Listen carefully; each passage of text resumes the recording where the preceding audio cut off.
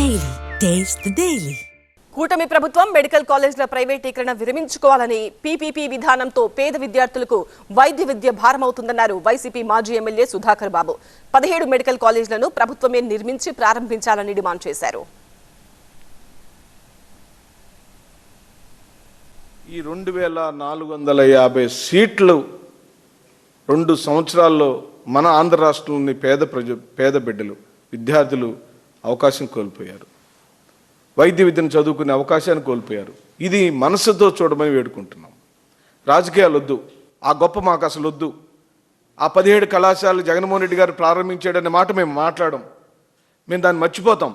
ఇప్పుడు మీరు ముఖ్యమంత్రి, మీ హయాంలో ఈ కళాశాలలన్నీ మీరే ఇనాగరేషన్ చేయండి, మీరే ప్రారంభించండి. 1000 కోట్లు మాత్రమే కేటాయించండి, మన బిడ్డల యొక్క బ్రతుకులను కాపాడండి. దయచేసి ఆ ప్రైవేటు పిచ్చ వదిలేయండి, ప్రభుత్వం పరిధిలో ఉంచండి. బిడ్డలకు మేలు జరుగుతుంది. రాజకీయాల తర్వాత మాట్లాడుకుందాం. మీకే తీసుకోండి, ఆ గొప్పంతా మీరే తీసుకోండి, ఆ ఘనతంతా మీరే తీసుకోండి. చంద్రబాబు నాయుడు గారు మీరే చేశారని డాకా ముగించారు. ఇప్పటికే మీరు ప్రతి పని మీరే చెప్పుకుంటున్నారు. నిన్ను మాత్రం ఎట్టి పరిస్థితుల్లో ఈ రాష్ట్రంలో 17 మెడికల్ కళాశాలలను నువ్వు ప్రభుత్వం పరిధిలోనే ఉంచాలి. అదే మా డిమాండ్. 15వ తారీఖు నాడు కోటి సంతకాలు సెంట్రల్ ఆఫీస్కి వస్తాయి.